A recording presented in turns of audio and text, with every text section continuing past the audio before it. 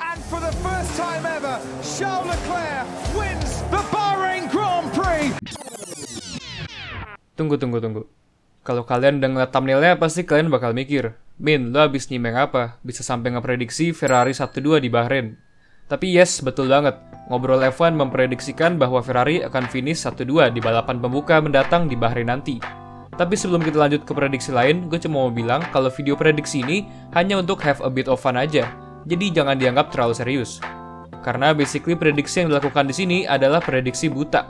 Karena ya memang kita belum tahu performa sebenarnya dari semua mobil F1 2022 yang baru ini. Dan justru karena itu gue mikir untuk ya sekedar pemanasan aja sebelum musim F1 2022 dimulai untuk melakukan prediksi terhadap balapan pertama di Bahrain. Oke, lanjut ke prediksinya. Seperti yang dibilang tadi, Ngobrol F1 memprediksikan tim kuda jingkrak ini untuk meraih posisi 1-2 di balapan pertama nanti, dengan Charles Leclerc di posisi 1 dan Carlos Sainz di posisi 2. Lalu siapa di posisi 3? Juara dunia bertahan Verstappen akan menempati posisi terakhir di podium tersebut. Sekali lagi perlu diingatkan bahwa waktu yang dicetak pada tes pramusim kemarin memiliki sedikit arti, tapi rasanya susah untuk tidak melihat Ferrari sebagai salah satu tim yang akan menjadi top tim di musim ini.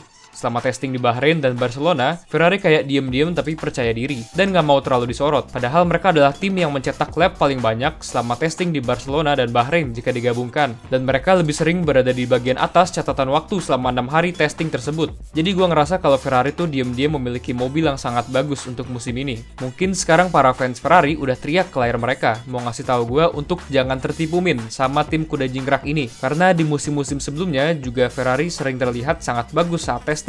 Tapi pas musimnya mulai malah jelek. Tenang para fans Ferrari, karena mungkin aja tahun ini beneran menjadi your year. Karena kalau kata para tifosi yang tiap tahun bilangnya next year is our year. Tapi sampai sekarang belum menang kejuaraan lagi Ferrari sejak 2008. Tapi ya kita lihat aja tahun ini gimana.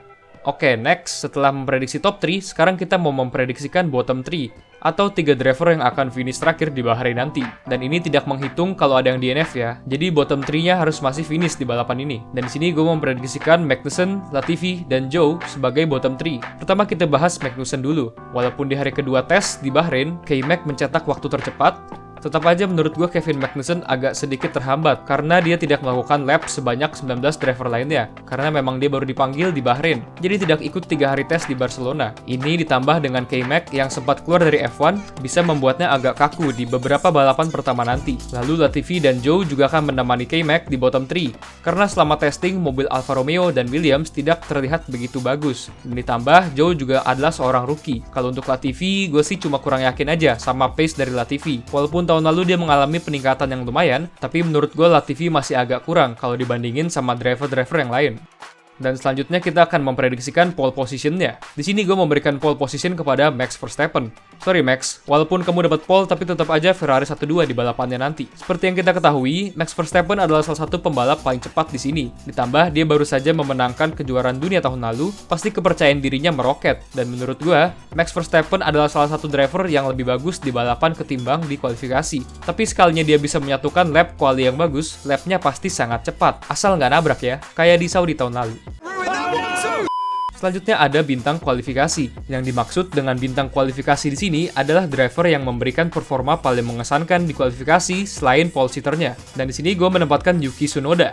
Pembalap Jepang ini mengalami musim debut yang cukup sulit tahun lalu. Bahkan dirinya sendiri sampai tidak yakin kalau dia akan dikontrak lagi untuk musim ini. Namun setelah merefleksikan musim tahun lalu, Yuki Tsunoda mengaku bahwa tahun lalu dia belum memberikan yang terbaik. Dan tahun lalu juga semangat dan kepercayaan dirinya cukup rendah karena banyaknya kesalahan yang dilakukannya. Namun sebelum masuk ke F1, kita tahu kalau Yuki sebenarnya adalah pembalap yang sangat cepat di F2 dan memiliki banyak potensi. Dan tahun ini sepertinya Yuki akan mencoba untuk mendapatkan start yang fresh, dan dengan mindset itu Yuki akan mengesankan di kualifikasi pertama ini. Untuk posisinya secara spesifik, gue nggak bisa memprediksikan, tapi mungkin di sekitaran posisi 5-10, yang pasti dia akan masuk ke Q3. Dan lebih pentingnya lagi, gue memprediksikan bahwa Yuki akan meng-out-qualify rekan setimnya Pierre Gasly, yang sendirinya sangat cepat di sesi kualifikasi. Dan karena Yuki akan berhasil meng-out-qualify Pierre, maka dari itu dia akan disebut sebagai Star of Qualifying oleh Ngobrol F1. Dan ngomong-ngomong soal Pierre Gasly, prediksi berikutnya adalah prediksi untuk peningkatan terbaik jika dibandingkan posisi startnya. Seperti yang dibilang tadi, Pierre Gasly gue prediksikan akan start di belakang Yuki Tsunoda. Namun di balapan, menurut gue Pierre akan bisa lebih mengekstrak potensi dari mobil AT03-nya AlphaTauri. Jadi dari posisi mulanya tersebut, gue memprediksikan bahwa dia akan meraih posisi paling banyak selama balapan dibanding 19 driver lainnya. Di dua kategori terakhir ini, gue menempatkan kedua driver AlphaTauri, karena memang gue memiliki perasaan yang cukup baik kepada mobilnya AlphaTauri. Sebenarnya nggak didasarkan apapun sih, cuma perasaan aja kalau mobil AT03 akan sangat mengesankan saat musim F1 2022 akan dimulai nanti. Tapi ya ini kan namanya juga cuma prediksi, jadi gue yakin kalau malah kebanyakan dari apa yang diprediksiin tadi bakalan salah. Tapi ya nggak apa-apa, kita kan cuma having a bit of fun aja di sini.